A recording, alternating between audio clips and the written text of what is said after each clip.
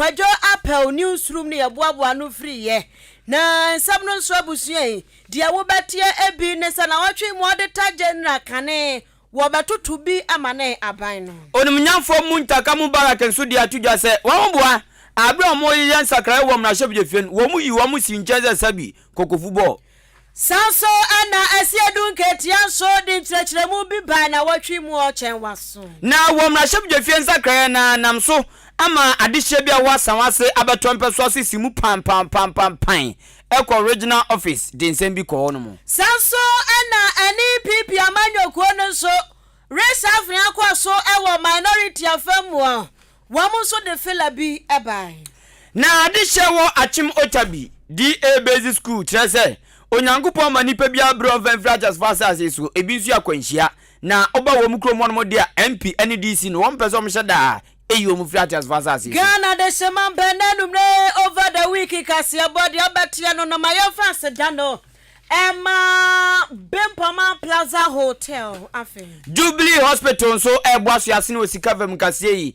live on Facebook and YouTube de achi na madwenche no nsu ti sagre kabe yenso ebetiebo ni asan kakra edi amount ana 0594841044 and asie biem enkoma information centers baburu aduonum kwa duosia bono mantemu be fa na live be dwagum be biem ku ha asanti mantemu ena no kra no epwe mantemu wom so agigum yiro enumrei akenkan fo abeti enkan ewo over the week asiemu eyeme kwaku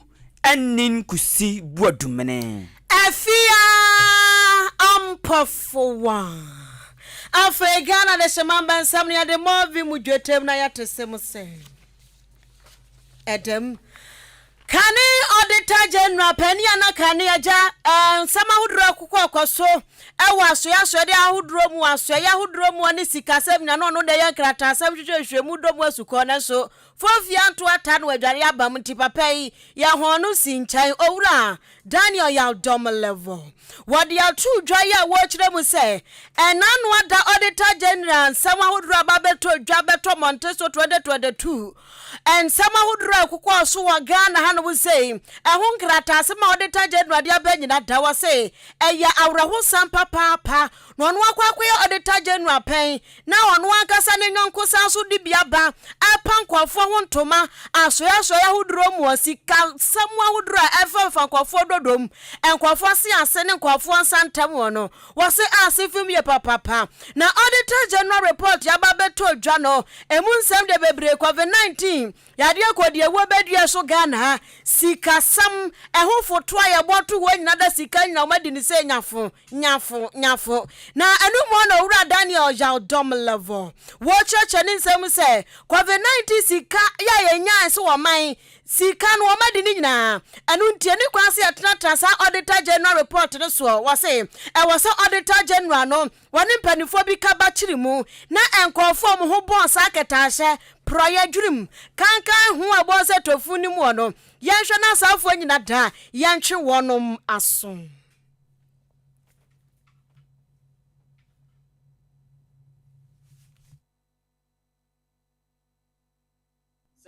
because if we don't do that we can continuously audit. He can send his people 1,001 times on the field, but we will continue getting these infractions. And even people get emboldened because they think that nothing is going to happen as a result of this audit. So it is my wish and my expectation that those that is saying refund should go ahead, serve them with notice of intention to disallow and surcharge them. If they are not happy, they should go to court. It doesn't matter whether they go to court or they don't go to court. It is quite deterrent. And if they go to court, well, they may win, they may not win. The Auditor General may lose some of the cases, may win some of the cases, but that is the name of the game. It's very interesting development because it's not every public servant or every Auditor General would like to face the consequences of doing his work as it is supposed to be. So if that has happened and there's a problem, I thought the first thing the Supreme Court should do is to expedite action and bring it to a closure for us to know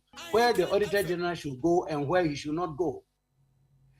Nipa wutini kane no ana ya Ghana ha say ya Auditor General no hwehwehwe aso ya hodro ne omsika semu se de wa free so owura Daniel Yao dom level ono ne atene kan na no ache na mrahye badwani a wojam de madesha won mo bue ma bato ampaswa so onibonyamfo Kofi Adams so de betu dwa no wojam say auditor general report na ababonten COVID-19 hu sika ya aya bisi basa enkofu adi sika ni nyina no na ehwehwe wo ma so minority fo no na ehwehwe wo ma so enti ansa kura na auditor general report be pie no na minority fo wo mrahye badwafie akwan ho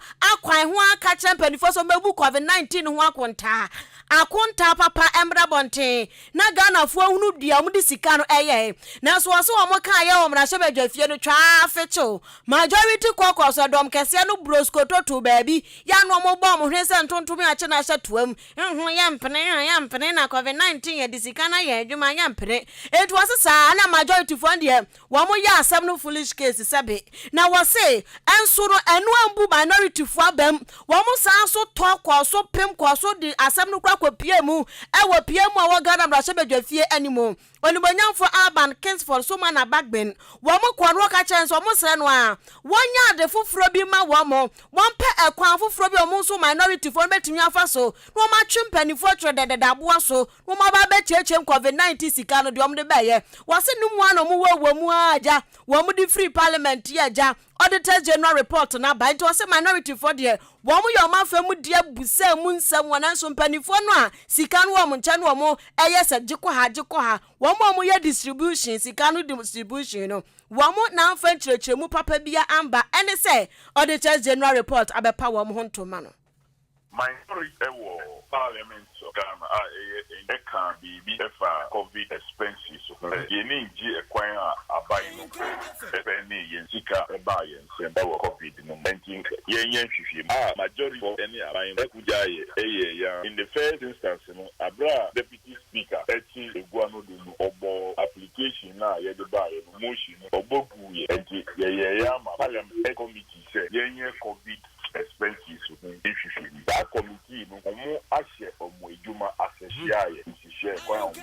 omunyanwie omujuma me sure say omaya even 10% of omujuma. But around the same time the speaker was interested in also some special audit. The auditor general Mikimina also a special audit in 2022 for COVID related expenses from June 2020 to June 2020. Now new report now EP by and the time nipa wotini nkai Ghana adesemamba wono ana ya mrahye badwani a wajinam de madehia wonom ewo buem abato ampeswa so onimonyamfo Kofi Adams na sentu ashubi esi mrahye badwani ne osofu bi ntem ni nan se mrahye badwani mo manfo wo north ton abato ampeswa so onimnyamfo Samuel Okuje Tobla kwase Reverend Kasiebo aten a oyesofu panyini potua na ankosa sori ano opanyini adindi mienu edidi ewo National Cathedral Project abansi osimu ezanze Reverend Kasiebo aten on na atwatwofo panyini ema baasum kwa wo mo hwe sa adwumadie no so we nam so ama akwankwa ntisahwe bebri na no onimnyamfo Samuel Okuje Tobla kwase ono sasam na oka no enokro na oka hu osi ya omen ayetimi yama mranimu ade ya wudie ba ko pa chense wa ko wi akokọ banche bode ofui ende eke ka ho ne se udi udin ubeye ni mienu na de bokro no na de nam osisa de ehusin bibia osisa nyuma we ni nanti ana digita wo mo ye ya de Ghana card buy said bi obia benya ade be dan na di ba ko pe enko ye mienu ana miensa enu njosi de oye ne sabi ontu na ni tensi obi so se ogu obi asore no kre ene o man ye yo nti ene nani abresa a sermon to his congregation last Sunday on responding to the specific charge or a general statement also Obeshia demon and the demons who try to disturb you. They say may investigations are made crown also a Mejuman may as a member of parliament. See, following that statement these are very, very serious. The whole essence of digitalization, the register in Ghana for Ghana card, the record keeping, make sure the Ubia Bewo clearly defined identity. Now, you better me track you be improve security. Now, so if you have a situation where in or multiple identities, it has grave implications. These are matters that border on fraud, that border on criminality. It relates. It is at the heart, it's at the center. So you're a member of the board, an executive council member, director of the board of trustees. eni amutie ye mrahye bidwani mo manfo wo north town abeton peso onimnyafo Samuel Okujatu Ablakwa Titinani Adema National Democratic Congress NDC amanyokuo no ayo Owura Johnson Asiedu Nketia Mosquito wano so na watwi mu ane abusua ensachra ya bia NDC amanyokuo no yeye ewo mrahye bedwafie wo mu ne animufo mecha minority fo ne animufo ni mu ene emakrom haji bum eno na mso Asiedu Nketia babonten ebe chechire mu se ensachra ya hodro wo maye ewo minority na famu no eye de esafata wo cheche ni nsem wo ba ma na chem se nyame ya dom afimpinu ane aduonu na abato no eni di samanyokwo mani abresa krodom wo mani abre papa komani so kwa ka be se woni asoboja wo mani abranka sa papa ti en wo manya sa honhom na ti honhom no so akire wo se wo nsa enioma hodro enu ti na kwabra hye bedwafia minority no wo so ma yensa akire no se ensa akire de betumi aboa e ma se afimpinu ni aduonu nan ebutaye do mani so no wo mo nsa etimi aka na butaye nyada de se wo mo baba beje abandwa no atena so age akenten so age abosu ko ba sunsum na ti wo mu enu nti en wo ma hye ayensa kire mu no wo cheche ni nsem wo ba ma de chem se sa ya kwa abato so de se wo hwe Ghana ha no wa enioma bebre no na agi boom economy no age nsamo agire nsrepe enu nti na nke behia obi a wo betimi akasa ye afa amamuo ne ho enu nti na minority no won maye mu nsacha na ne enumfo no mo nim omo a wo mo so enim economy sinti wo maye sansacha nti sia de Owura Keso atofo asen akwakoya edom kuma ba no dafo a no wose ni nyina ne tentini tietia se Keso so waye nipa bi a wonim de etede eba na mamuo se wani ti ene da yedi na atua minority no ano na wo kyerɛkyerɛ mu ba mu ano se we no nyese bi ampanifo bi na kwotena ase ebo mu siremu ha manisa prankesema esesa din no da bi won tedam na emom eye party na ye die mu se 2024 aba no ebekwa akoto awie na ani di samanyokuo bedi nimu nti ene wo madi sa adwuma na ye sansa kyerɛ ye no.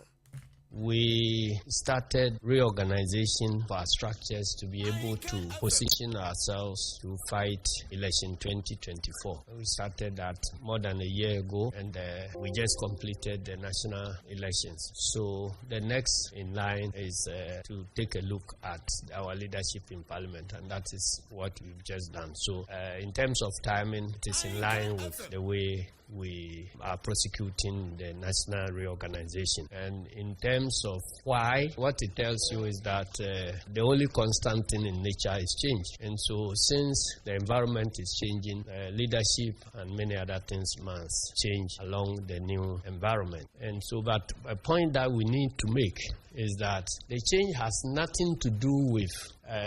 the performance of the leaders at all.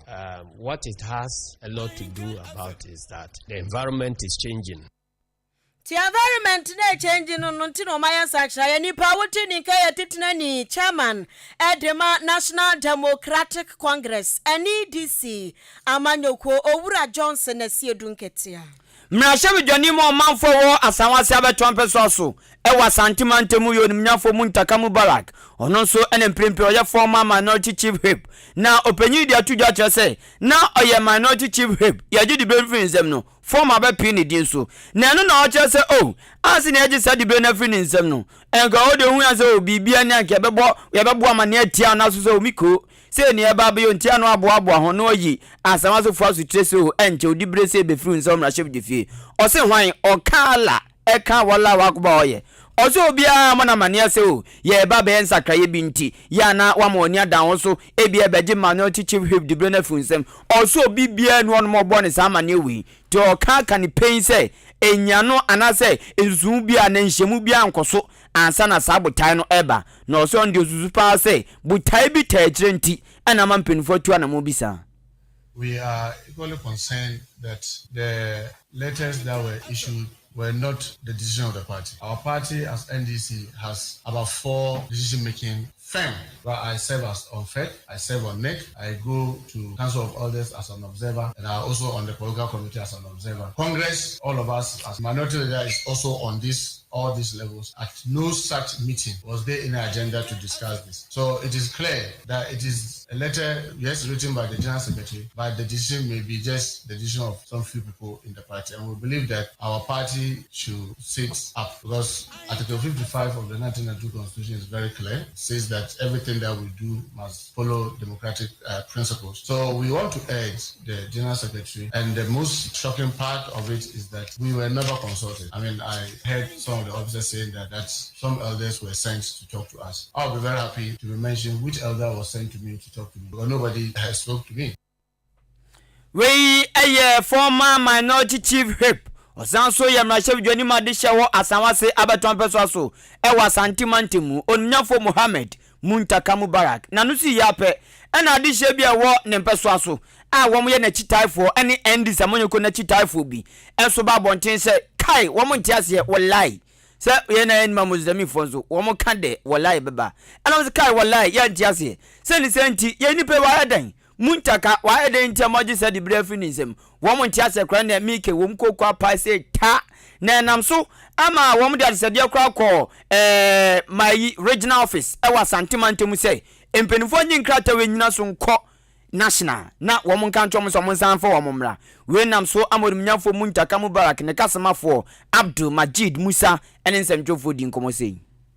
We woke up yesterday to the news of a reshuffle in Parliament to the effect that our Member of Parliament in the person of Honorable Muntaka Mohammed Mubarak, who doubles as the Minority Chief Whip, and the Member of Parliament for Tamale South, Honorable Haruna Idrisu, who also doubles as the Minority Chief Whip of Ghana's 8th Parliament, has been reshuffled. Ladies and gentlemen of the press, we are yet to come to terms with the news as to whether or not such decision is taken by the Functional Executive Committee, of which both Haruna Idrisu and Honorable Muntaka Mubarak are members. What was Adisha Oti Womani and any Pocasa ye, a customer for ma Unmiafo Muntaka Mubarak, Mrashab Jonima Disha Asamasi, Uru Akasa and Sudindi Abdul Majid Musa. Now, reshuffle so our minority FM one am so Emma John Frafo at the man new patriotic party any people amanyo kweno nana Buache Henry na buache na bin so babontin be cheche nsem wo se e bibi nsi kwa ewia se wo bakwa na obi ani obi kuntokwa pre busa wa mo de si na no esan se bi won mu a asam na eya asam dada abwan so masa ko henyam entu wo se ade de de e reshuffle na atia sim wo ani din samanyokuo na fam wondo eya nyoma maako mienu bi no se one of the was say a hidden truth eya nokura ehinta na wase ani people for do mu kura nokura ni nyina na nabi ekyerechye ni nsemu kyerechym de adekura ba ye ntia yayi Haruna Idrisu ni Muntaka afri agro ni mo no wo kyerechye mu akyerem se 2020 ye kwa abato ne so no afimpinu ene aduo no abato Ghana fo kwato aba no na Ghana man pani dada John Dramani Mahama nimsa adia ne de kaneke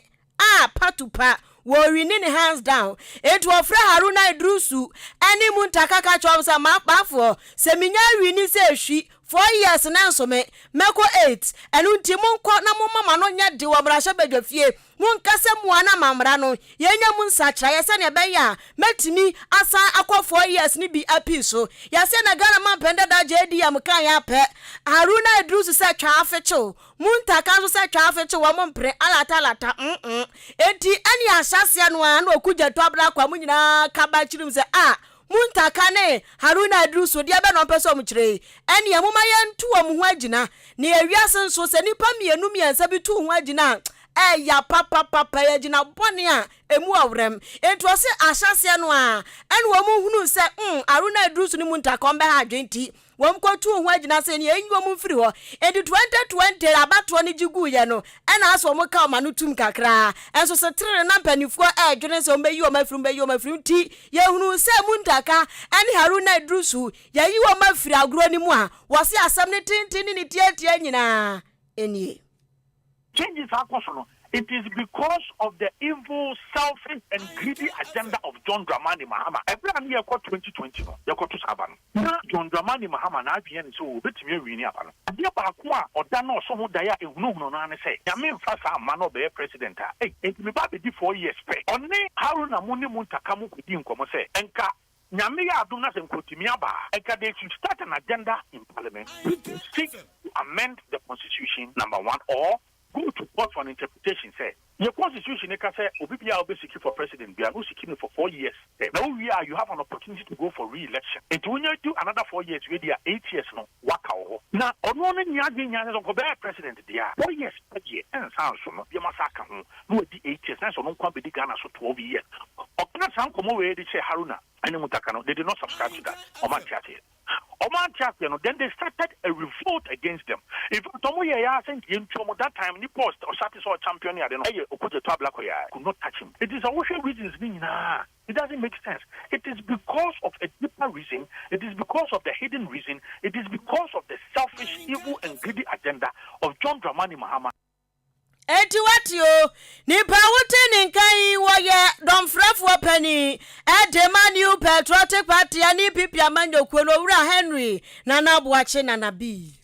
na afia twam omanfo ebekaya ekom tisi Ghana yentwa school saudromu pa ekom tisi wa papa bi o ma bekona esukufo anu hantwom sabi wo mo chenkram ya wonumura no etukwan ana wo mafrim kom wi wo mo pa sansa na ennuano no emma aban fa ennuane ne mma na no na esi avifo mi aso ehwe Ghana wo masua so wo mo kasemafo owura kwasi kwaten ede ababa tudwa se avi we die ya ngoni sado me say na ti ase die obehye ni hwanu monyam ampa avi we die tena na just for mode banch abongu papa o just say avi we ekom hwebudin wo mo de ne to wo mo na ase tia so pota ne chaka die ntane se o se afi atwam no enfomso ne bai no wo mahu baabi enfomso no nso fi o se na se aduane no won mo na so camp adi free biaya aduane no won akọ schools awdum no na ne kra ya asem na so se afi we die wo makeka no masie ne ma na tiga gagatuga ti aduane pa de bebu e won twazo school mu ekom de lalai. No matter how issues are, is to first of all take responsibility and then make some input with regards to whatever concerns that has been raised. So first of all, Dr. Educhum-led administration ultimately takes responsibility for everything, and then the assurance we are going to give parents is that yes, even though officially we've not had indeed these complaints when it comes to the food shortages, there are indeed some level of challenges with regards to supplies, being it transportational issues, being it logistics issues. Quickly, when we get the name of the school, we'll go in, intervene and resolve it. Until we identify such an institution, how do we resolve the problem? Other than that, we will just be playing to the public gallery, kind of creating some anxiety to a larger extent, some fear and panic among parents, and then you may have some PTAs who, in their attempt to resolve what they've heard in the media, may also kind of call parents to take monies and demand monies. Onipa amotini ni ayakasama forma so ehwe Ghana humasuani na so owura kwasi kwaten Ebusiama yendi dwa kakra na fe yanto aso mfama o Bempama Plaza Hotel se brana bejidem ene a weekend say no wa wani tua say ye wa kurom wedding engagement ne de abedin to ne de keka ho enti wanya wa ho bi afane ko B Plaza Hotel na wankwa jindam ubo akotalanku one side abonso wo kofia na se ba bi kuro free ba wo ko odudi be ko so say yakoso mazi akosu nani abi o nani abi ba bi odeme koto ba bi odeme kodai ho fe Queen's bed edi ahim enu ti B Plaza Hotel me se wanya ho afane ko ho wanka sanso madadam ho ache monsesa position change your style pension baby enhu hia pa munwu bi enu ti se pension baby no kura beba ye B Plaza Hotel wa hu mum pelas baby bi na monjeje mfa njeje mani ana monsi pension baby no ne hweden enu ti pension baby o say bondholders and it B Plaza Hotel uko odumwa wani beje papa kwenzas bed da ho orthopedic papa bi air condition wadan bia mu edan no so pa kitchen de hyemu obenya bi kitchen hyem kama aduane bia pese ho no bia wa betumi anoa ya noa mbra so mbe noa abrɛ fridge sim TV sim bibia wo mu set nipa 30 bi mu pa bia conference kuma bia monko bi Plaza Hotel bambon sem jana so pa wo ma kira kwan eni Achem oda MTT di kwan so udi ewu hunu kwan so de mame nche de opa asori kwanti mame mbo asori we di nche obe hunu Church of Pentecost wa hu oda kwantanu branch no ujina ho tu wani abi Plaza Hotel wona bohwe mesro frempanifu katrom se ene mene malanga juwa bi mi sweet pie mi chocho mucho ye be gigi adem mo be gi yesen ebo no so de da fom se ya keja 0249 855-396 0249-855-396 and